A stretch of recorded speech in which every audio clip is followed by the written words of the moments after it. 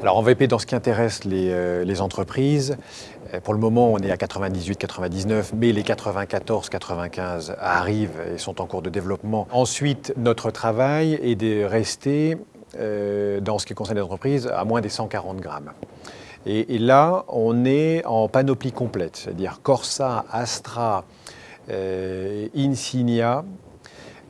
Nous offrons cette palette maintenant à, bien sûr, moins de 140, puisque l'Insignia est à 136 avec le 160 chevaux et le 130. En fait, c'est la gamme Ecoflex, hein, qui est en grammage d'entrée, toujours dans les bonnes tranches. Astra est en train de développer sa gamme parfaitement conforme à cette exonération de TVS. Et le nouveau Meriva, qui arrive au mois de juin, va avoir ses moteurs aussi Ecoflex à CO2 sous les seuils importants. Ce qui est tard pour les entreprises.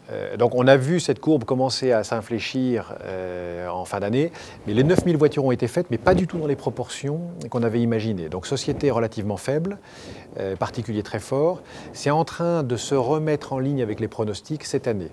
La voiture destinée à société est disponible. Le marché des sociétés reprend des couleurs. Donc le mix se rééquilibre. L'objectif numéro 1, c'est d'accrocher une bien meilleure place en vente à société avec l'Insignia.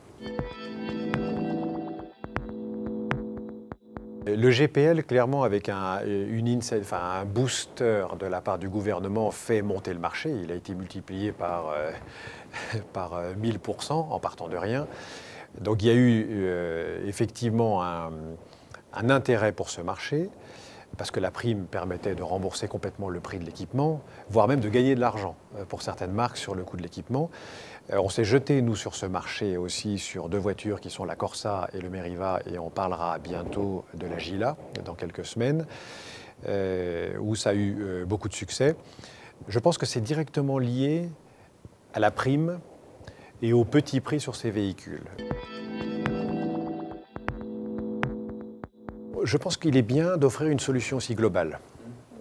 Petite voiture, moyenne voiture, monospace compact, berline aussi. L'idée, c'est d'arriver un petit peu en bloc, de rester compétitif sur l'ensemble des segments sur lesquels on est trop faible. Notre part de marché sur le véhicule de société, il est à 2% à peu près. J'ambitionne sur chacun des segments d'activité d'être à 5%. Et ma plus grosse marge de progression, c'est les véhicules d'entreprise, où là, je suis à 2, voire moins de 2. L'année dernière, ça a encore baissé. Donc j'ai ma marge de progression en disant 5% et le cap qu'on se fixe. Le Meriva va nous aider. L'Astra, c'est compliqué parce que c'est un champ de bataille épouvantable. Et donc c'est souvent sanglant et c'est un peu au détriment des marges. Donc il faut qu'on s'y place. On va essayer de s'y battre, mais pas à n'importe quel prix. Vous avez raison de parler de véhicules un peu plus niche. L'Insignia est un vrai cheval de bataille. Et Corsa, il ne faut pas qu'on lève le pied. Dans un rayon vraiment moyen de 50 km, vous trouvez tout ce que vous voulez, mais certifié Opel. Je ne parle pas des réseaux indépendants de réparation, vraiment badgé Opel. Donc ça, c'est un point fort. Au sein de ce maillage, pour une cible plus professionnelle et entreprise, nous sommes en train de spécialiser 70 points de vente sous le label Opel Entreprise. Avec un outil de vente, un outil financier, un outil d'exposition, un outil de véhicule de remplacement plus sophistiqué que sur le reste du réseau, là où le potentiel existe, là où ce sont des nœuds autoroutiers, là où ce sont des zones dites d'activité ou des zones dites de vacances, où il y a un flux aussi de beaucoup de véhicules. Donc il y a une vraie démarche entreprise dans la professionnalisation des métiers, là où on est certain d'avoir une équipe dédiée aux entreprises, tant sur la partie VP, flotte VP, que utilitaire, donc la partie plus professionnelle et plus technique.